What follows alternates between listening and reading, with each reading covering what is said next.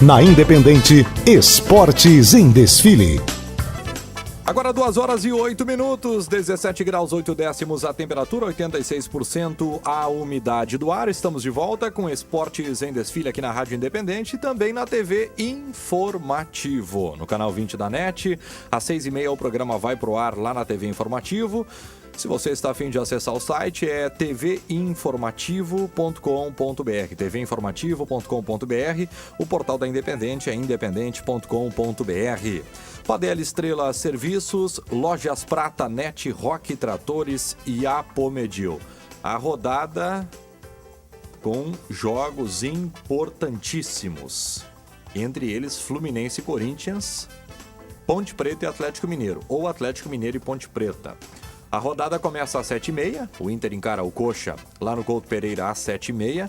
Junto com o Inter, o Santos e o Bahia na Vila Belmiro, também às 7h30. O Santos já venceu 3 seguidas, né?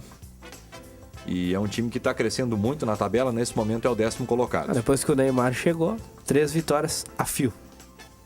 Neymar e Ganso, né? O Ganso continua atuando. Ele tá vivendo esse dilema aí, mas continua atuando. Tá entrando no jogo, tá jogando. Atlético Mineiro e Ponte Preta, Portuguesa e Palmeiras, Clássico Paulista, Náutico e Figueira. Esses jogos às 8h30. Ponte Preta, será, hein? Não tem chance. É muito difícil. É muita diferença, viu, Moisés? É muita diferença. Por mais que... Né? Eu vou mais além, José. Eu acho que é muito zebra.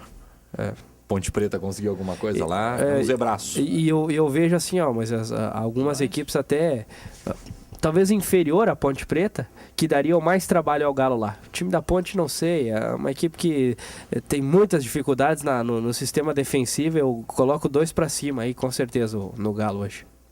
Fluminense e Corinthians, Grêmio e Vasco, Atlético de Goiás e Cruzeiro. Isso às 10h50, né? Isso, 10 da noite. E amanhã 2 partidas, Flamengo e Sport, São Paulo e Botafogo, que é quase um confronto direto nesse momento. Jogaço Fluminense e Corinthians também, né? Por mais que eu acho que vai dar Fluminense, Moisés. Tu acha? Eu acho que vai dar. Eu não tenho essa mesma certeza, Felipe. E eu gostaria de ter a certeza que tu tem, viu? Não. Eu até não tenho certeza, mas eu acho que vai ser um jogo muito duro. Não. Quanto a isso, por isso que eu disse, é um grande jogo. Mas eu acho que lá no produto final, o Fluminense termina na frente. O Corinthians tem uma rusga aí com o Fluminense em um campeonato brasileiro passado, né? E o Corinthians está prometendo aí jogar demais nessa noite. Ele quer atrapalhar de qualquer maneira a vida do Fluminense no campeonato brasileiro. É o que se fala internamente, né? Publicamente existe o cuidado, existe a cautela e o respeito necessário para um jogo como esse. Mas será um jogão, Fluminense e Corinthians. Por mais que eu acho que o melhor jogo será Grêmio e Vasco. Para mim, o melhor jogo da rodada, Grêmio e Vasco hoje no Olímpico. Eu acho que vai ser muito parelho. Vai ser um jogaço. Mas tem que... Não adianta, né? O Grêmio tem que vencer. Porque senão vai continuar aquela velha história, né? De na hora H ali, quando... Porque essa é uma vitória, Moisés, que, claro, o Grenal ele impulsiona o Grêmio, né? Agora, se tu quer ter uma sequência boa, é após o Grenal fazer também o tema de casa. E o Grêmio, por diversas vezes, não fez isso. Porque ele veio com grandes resultados e aí, quando chegou a hora da Portuguesa, tropeçou, né? E o Grêmio tem esse histórico aí. Em 2008 também foi assim. Buscava, às vezes, vitória fora de casa. E aí, em casa, o torcedor ia, agora vai. Aí empatou com o Figueirense 1-1. Aí perdeu o ponto para não sei quem. Então, é o seguinte, né? O Vasco é uma boa equipe, tem desfalques, mas o time do Vasco que entra em campo é muito bom. Mas mesmo assim, o Grêmio precisa vencer o jogo hoje. Não dá para adiar essa vitória. Sem o Elano e sem o Gilberto Silva, Jaci, dá para afirmar que talvez sejam os 2 principais jogadores do Grêmio no momento, junto com o Marcelo Groi? Olha, eu acho que substituir o Elano hoje está difícil. Está muito difícil. O Gilberto Silva, como a questão de ser zagueiro, eu acho que ali a experiência, não tem quem tenha o currículo que o Gilberto Silva tem e o domínio de comandar o time lá atrás. Perde muito, mas o Vasco também perde, né? O Vasco não tem jogadores importantíssimos. Éder Luiz, Juninho Pernambucano e Felipe Basso, só 3 nomes aí já. Então já dá para ficar mais ou menos num equilíbrio, né? Tu acha que a diferença do Elano para o Marquinhos é menor do que a diferença do Gilberto para o Naldo, Jaci? Não. A diferença do Elano não tem ninguém próximo dele. É incalculável, Não né? tem. É o prejuízo maior do Grêmio. Aliás, o Grêmio vai ter que... Se não tiver Zé Roberto, se não tiver o Gilberto Silva, se não tiver o Fernando, o Souza, o próprio Kleber, o Marcelo Moreno, ainda dá para resolver. Mas ali no Elano, olha, ali eu acho que tu pode, de repente, o jogo tal, mas esse é um jogo. Eu quero ver sequência. Agora tem 2 jogos. No Grenal, o Marquinhos no Grenal, quando entrou, o Grêmio já tinha o placar a seu favor. Então era administrar ali a marcação, coisa parecida. Não estou dizendo que o Marquinhos é mau jogador. Eu estou falando de característica e de qualidade para decidir as coisas. O Elano tem muito mais... Ele tem tudo, né? mais velocidade, mais qualidade, tem bola parada. O Marquinhos, né? bola parada do Marquinhos. O Marquinhos até, tem também, tudo mas... bem, não tem a confiança necessária. Mas o Elano é o cara no time do Grêmio. Agora, gente, já não está no momento, a gente sabe que está virando o primeiro para o segundo turno. Começa hoje o segundo turno do Campeonato Brasileiro. Mas pelo que pensa o Grêmio sobre o Campeonato Brasileiro, e no momento ele pensa no título, não dá para fazer um pensamento somente para encarar o Vasco hoje e projetar uma escalação, não aquela escalação que seria natural, e sim pensando no Vasco tentar armar uma estratégia para o jogo dessa noite? E aí tu diz começar com o Leandro, por Eu exemplo? não sei se é o Leandro, se é o Léo Gago, se tentar armar. Eu sei que teve pouco tempo para trabalhar, mas já não dá para pensar nisso, hein? Mas, Moisés, eu acho que eu te diria o seguinte: eu acho que o único jogador que pode substituir o Elano é o Marquinhos. Leandro, não. O Leandro é uma função diferente, né? O Leandro é segundo atacante.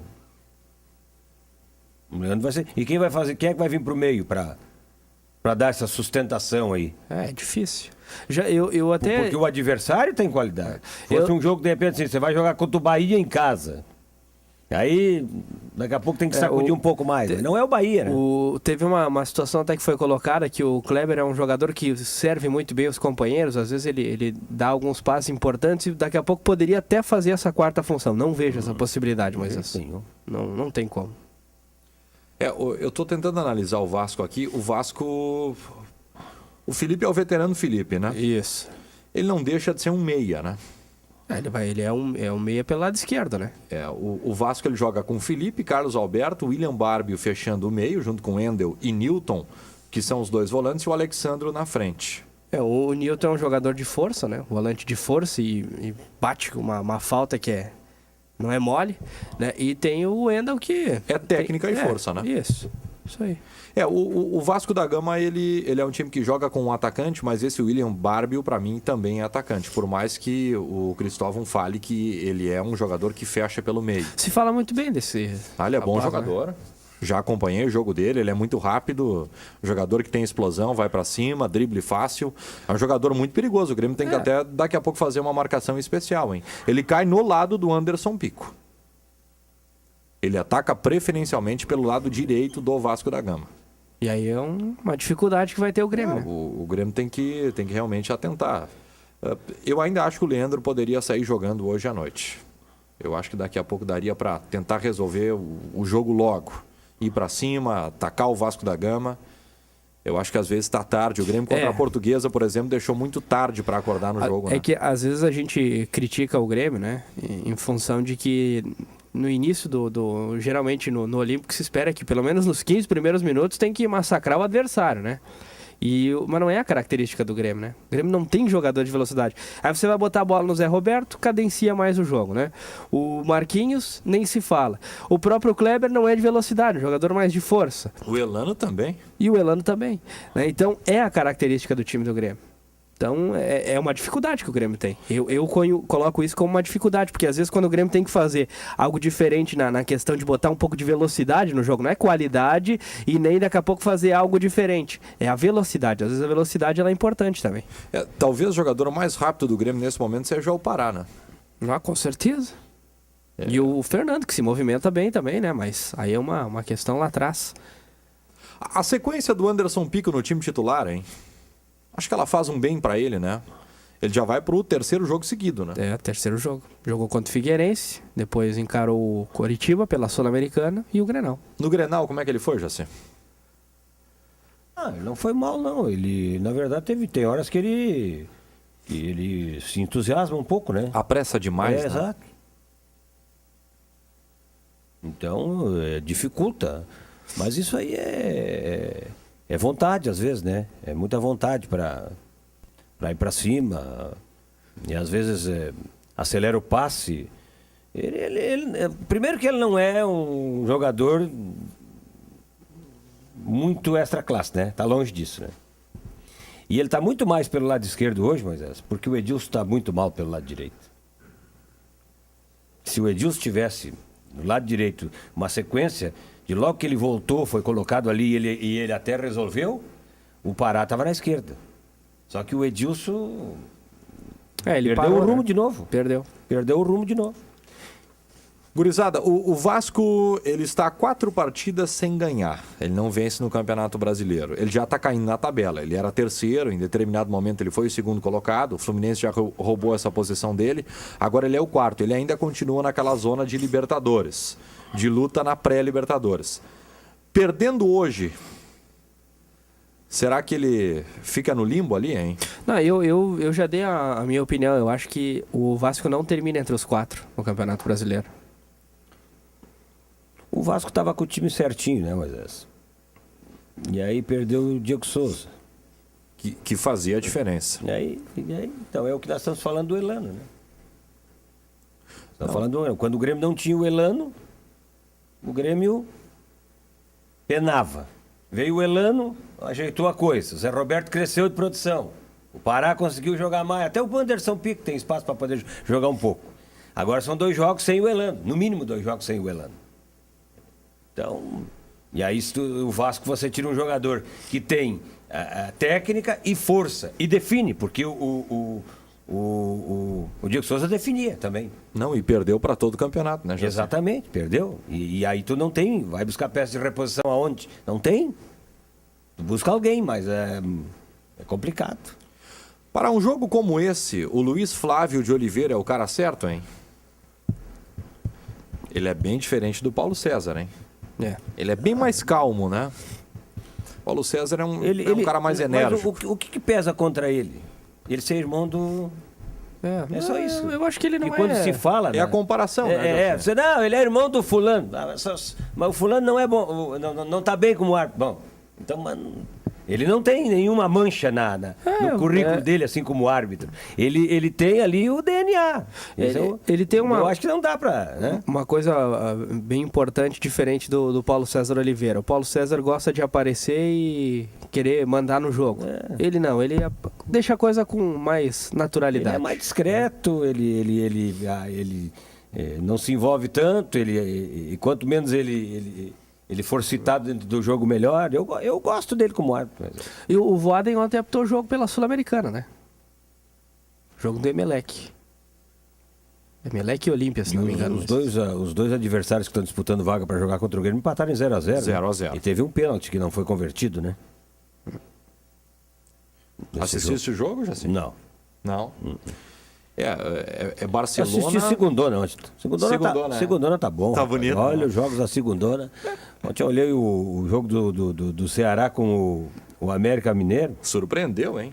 Olha, as duas equipes nos últimos 15 minutos parecia aquele jogo em que a vitória era a única coisa que interessava para as duas equipes. Atacando, oportunidades para os dois lados, no fim o Ceará...